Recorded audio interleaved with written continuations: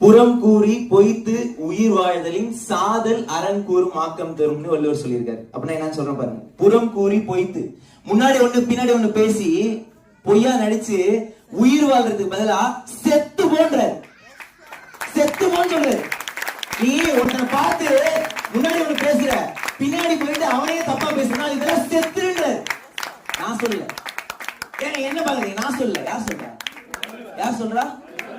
தயவு செஞ்சு இங்க இருக்கிற நம்பர் அந்த மாதிரி இருக்க மாட்டீங்கன்னு நம்புறேன். முன்னாடி எப்படி இருக்கீங்களோ அதே மாதிரி பின்னாடி இருங்க. ஜெயிச்சிருக்காங்கன்னா 10 பாசிட்டிவ் இருக்குன்னா ஒருத்தவங்களும் ஒரு நெகட்டிவ் 10 நெகட்டிவ்ன்றது இருக்கும்.